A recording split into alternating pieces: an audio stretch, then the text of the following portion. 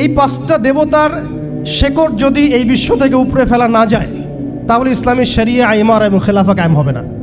একটা হচ্ছে ডেমোক্রেসি, একটা এথিজম, একটা ন্যাশনালিজম, একটা কমিউনিজম, আর একটা হচ্ছে সেকুলারিজম। পাঁচটা শব্দ বললাম আর কি। এখনকার এই বিশ্ব ব্যবস্থায় ইসলামী খেলাফতকে দূর করে দিয়ে, উম্মাকে বিভক্ত করে দিয়ে, মুনাফিক শাসকদেরকে বসিয়ে ইন্টারনালি প্রত্যেকটা রাষ্ট্রে এই পাঁচটা দেবতা বসানো হয়েছে। ডেমোক্রেসি, এথিজম, আর বললাম কি ন্যাশনালিজম, একটা কি বললাম কমিউনিজম এবং সেকুলারিজম, DANCS। কিছুটা ড্যান্সের মতো আর কি। আসলে এরা বিশ্বকে নাচাচ্ছেই, এরা এইসব মতবাদ দিয়ে বিশ্বকে নাচিয়ে বেড়াচ্ছে আর কি। তারা নিজেরা নাচে না এগুলোতে, বরং তারা এগুলোর মধ্য দিয়ে মুসলিমদেরকে নাচায়। যদিও এটা এক্স্যাক্টলি ড্যান্স শব্দটা হয় নাই, কাছাকাছি হয়েছে আর কি। এখানে D আছে, A আছে, N আছে, C এবং S আছে। এই পাঁচটা দেবতার শেকড় যদি এই বিশ্ব থেকে উপড়ে ফেলা না যায় তাহলে ইসলামী শরিয়া ইমারা এবং খেলাফা কায়েম হবে না। এবং যখন এই বিশ্বে ইনশাআল্লাহু তাআলা আগামীতে শরিয়া ইমারা এবং খেলাফা বাস্তবায়িত হবে তখন এই পাঁচটা দেবতার কোনোটাই বাকি থাকবে না ইনশাআল্লাহ। এই নাপাকিগুলো থেকে পবিত্র না হয়ে বা পবিত্রতা হাসিল না করে আপনি আমি যতই একটা গ্লাসের মধ্যে মধু ঢালি, আর আপনি দুধ ঢালেন, আর কোনো শরবত ঢালেন, ওই গ্লাসটাই নাপাক। আফসোস হচ্ছে আমরা এই নাপাকিগুলো ধরতে পারছি না অনেকেই। আল্লাহ পাক আমাদেরকে ধরার এবং বোঝার তৌফিক দান করেন। এই সিস্টেমগুলো ব্যর্থ, এই মতবাদগুলো ব্যর্থ। এই মতবাদগুলো তৈরি করা হয়েছে আমাদেরকে শাসন করার জন্যে। এই মতবাদগুলো আমাদেরকে গিলানো হয়েছে আমাদেরকে ডমিনেট করার জন্যে, আমাদেরকে পশ্চিমাদের দাস বানানোর জন্যে, জায়নিস্টদের দাস বানানোর জন্যে, IMF-এর কাছে লোনের হাত পাতার জন্যে, কোনো ডিসিশন নেওয়ার আগে, রাষ্ট্রের কোনো ডিসিশন নেওয়ার আগে ইউনাইটেড নেশনসের কাছে এই ভিক্ষার ঝুলি পেতে দেওয়ার জন্যে, আমাদের চোখের সামনে আমাদের ভাই বোনদেরকে নির্মমভাবে হত্যা করলেও আমরা টু শব্দ করতে পারবো না এই জন্যে। ইভেন আমাদের দেশের 99% মানুষও যদি শরিয়া চায় তবুও রাষ্ট্র ব্যবস্থা এটা চাইবে না, কারণ রাষ্ট্র ব্যবস্থা এই তন্ত্রমন্ত্রগুলো দ্বারা দীক্ষিত। এর মধ্যে আরও আছে মানবরচিত সংবিধান, আরও আছে মানবরচিত বিচার ব্যবস্থা, আরও আছে আল্লাহর হালালকে হারাম করে ফেলা, আল্লাহর হারামকে হালাল করে নেওয়া। পুরো একটা তাগুতি এবং কুফরি সিস্টেম আমাদেরকে দেওয়া হয়েছে। কোন জায়গা থেকে? খেলাফা অ্যাবলিশ করার পর থেকে। আমরা কোথায় ছিলাম এটা আমাদেরকে বুঝতে হবে। এখনকার প্রবলেম কি সেটাও বুঝতে হবে, ক্রাইসিসগুলো, তারপরে আসতে হবে সলিউশন কোথায়। এগুলো ক্রাইসিস। তারপরে ডেমোক্রেসি দিয়ে কি করা হচ্ছে এটা আপনারা অনেকে জানেন, কিন্তু অনেকে আবার বুঝেনও না। এটা দিয়ে আল্লাহর হালালকে হারাম করা যায়, আল্লাহর হারামকে হালাল করা যায়। এটা দিয়ে আল্লাহর জমিনে মানুষের শাসন কায়েম করা যায়। এটার ধোয়া তুলে যে কোনো মুসলিম কান্ট্রি আক্রমণ করা যায়। আরব বসন্তের ধোয়া তুলে কি করা হয়েছে আমরা দেখি নাই? আমরা দেখেছি। এগুলো দিয়ে আমাদেরকে জাতিসংঘের দাস বানানো হয়েছে। জাতিসংঘের দাস বানানো হয়েছে, সিম্পল। জাতিসংঘ ফাংশন করা হয়েছিল যাতে পশ্চিমারা, স্পেশালি জায়নিস্টরা বাইতুল মুকাদ্দাসকে লিবারেট করতে পারে, এবং তারা সেটা করেছেও। এখন এটার এক্সিস্টেন্স কেন আছে? কারণ তারা এখন পর্যন্ত মালহামা লঞ্চ করে নাই। তারা এর মধ্য দিয়ে মালহামা লঞ্চ করবে ইনশাআল্লাহ, দেখে নিয়েন।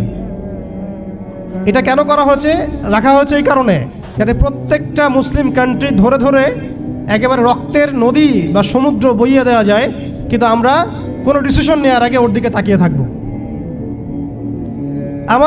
আমাদের বাড়ির পাশেও যদি কাল আপনি দেখেন মুসলিমদেরকে করা হচ্ছে, যেটা শুরু হয়ে গেছে অলরেডি, আপনি এখন প্রতিবাদ করার জন্য জাতিসংঘের মুখাপেক্ষী।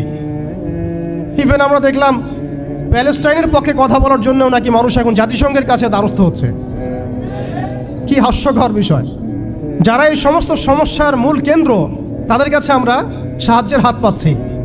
অথচ আমরা নামাজে বলছি ইয়াকা না'বুদু ওয়া ইয়াকা নাস্তাঈন, আল্লাহ আমরা শুধু তোমারই ইবাদত করি, তোমার কাছেই সাহায্য চাই। অথচ পলিটিক্যালি আমরা আল্লাহর সাহায্য নিতে যাচ্ছি না। আল্লাহর সাহায্য তো আল্লাহর আইন, আল্লাহর বিধান, শরিয়া, ইমারা এবং খেলাফা। অনেক কথা ভাই, কথা বলতে গেলে রাত শেষ হয়ে যাবে আর কি আজকে। এখন আপনাদের ধৈর্য যদি ঘটাবো না। এখন কথা হচ্ছে, এই একটা তন্ত্র আমাদেরকে এমনভাবে নেক্সট স্রোতে ধোঁকা খাওয়াচ্ছে যে এই তন্ত্রের বেড়াজালে যারাই পড়েছে তারাই কখনো আর খিলাফা কনসেপ্টের দিকে আসতে পারে নাই, কখনো পসিবল হয় নাই। যত দাড়ি টুপি নিয়ে গিয়েছেন কখনো পসিবল হয় নাই। এটা প্রমাণিত, এটা বিগত 100 বছরের হিস্ট্রি থেকে প্রমাণিত। এইটা দিয়ে মন্দের ভালো কিছু প্রতিবাদ করা যেতে পারে, কিন্তু ওই প্রতিবাদে পশ্চিমাদের কিছু যায় আসে না।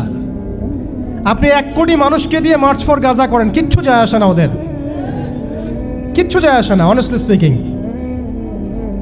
ওদের জুলুমের চামড়া এত মোটা যে ওরা একটা হলের মধ্যে বসে থাকা 1000টা শিশু, একটা স্কুলে পড়তে যাওয়া 1000টা বাচ্চা, একটা হাসপাতালে চিকিৎসা নিতে যাওয়া 1000টা বাচ্চাকে একটা বোমে মিসাইল উড়াই দিবে, কিচ্ছু যায় আসে না ওদের। এরা ফেরাউন এই যুগের, এরা নমরুদ, এরা এই যুগের হামান, কারুন, ফেরাউন। এদের প্রতি দয়া দেখানো মানে হচ্ছে আমরা মিসগাইডেড। এদের সাথে দয়া দেখানোর কোনো ভাষা থাকতে পারে না। এদের সাথে দয়া দেখানোর কোনো ভাষা আমাদের থাকতে পারে না।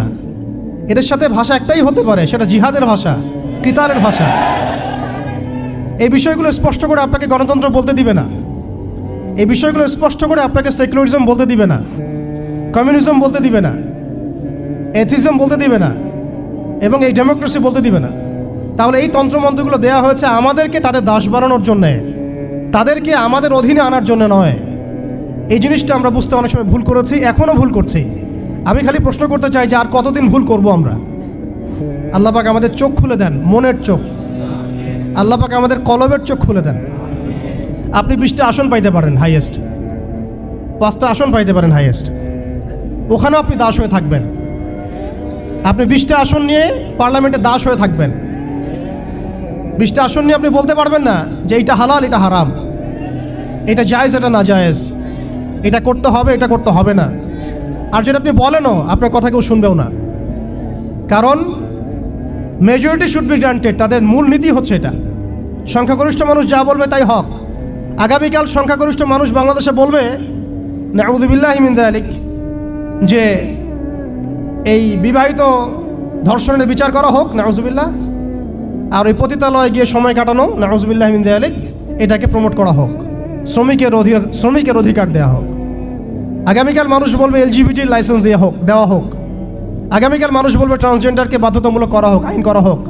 আপনি 20টা আসন নিয়ে কিচ্ছু করতে পারবেন না, বিকজ এই সিস্টেমটা দাঁড়িয়ে আছে এমন একটা বালির ঢিবির উপরে, যার উপরে কোনো ঘোড়া দাঁড়াতে পারে না। এই সিস্টেমটা দাঁড়িয়ে আছে এমন একটা ভঙ্গুর মাটির উপরে, যার উপরে আপনি কোনো প্রাসাদ নির্মাণ করা সম্ভব নয়। মাটিটাই তো ভঙ্গুর। তো এই আদর্শিক এই মতবাদগুলো দিয়ে তারা আমাদের খিলাফাটাকে ডিস্ট্রয় করে দিয়েছিল। আজকে থেকে 100 বছর হয়ে গেছে। আজকে 100 বছর পরে এসে আমি এগুলো নিয়ে কথা বলছি, আমরা এগুলো নিয়ে কথা বলছি। তো মাশাআল্লাহ, এটা ভালো। আমি এই ব্যাপারে আশাবাদী যে মাশাআল্লাহ বাংলাদেশের তরুণ প্রজন্ম এখন বুঝতে শিখছে, আলহামদুলিল্লাহ। এবং আমরা যদি এভাবে দাওয়াতের মেহনত অব্যাহত রাখতে পারি, ইনশাআল্লাহ তাআলা অন্যদের 20 বছর লাগলে আমাদের 2 বছর লাগবে ইনশাআল্লাহ।